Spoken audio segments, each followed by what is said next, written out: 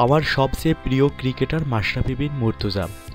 তার অবসরের খবরটি শুনে অনেক ইমোশনাল হয়ে গিয়েছিলাম, কান্না চাপা রাখতে পারিনি। আমি যদি মাশরাফি ভাইকে বলতে পারতাম এখন না, আর একটু পরে অবসরে যান, তবে এটাও ঠিক তার শারীরিক অবস্থাও আমাদের বোঝা উচিত। উনি অনেক কষ্ট করে খেলেন, ওনার এই যাওয়াটা অনেক বড় লস আমাদের জন্য। আমি আশা করি তাসকিন মুস্তাফিজরা তার কাছ থেকে স্পিড এবং দেশপ্রেম নেবে। বিশ্বের সবচেয়ে বেশি ইনজুরিতে পড়ার পরও দেশের হয়ে তিনি মাঠে নামেন। ঘুম থেকে ওঠার পর এমনকি নর্মালি হাঁটার সময়ও তার অনেক কষ্ট করতে হয়।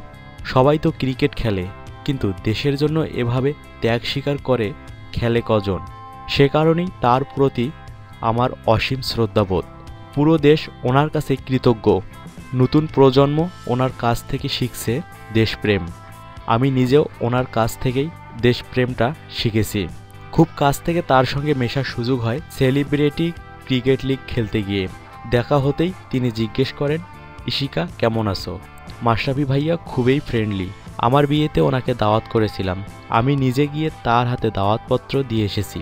বলেছিলেন আসবেন, কিন্তু পরে কোনো এক কারণে আর বিয়েতে থাকতে পারেননি। মাশরাফি বিন মুর্তজার অবসর প্রসঙ্গে সেলিব্রিটি তারকা ইশিকা খান তার নিজের ফেসবুক পেজে এই আবেগী কথাগুলো লিখেছেন।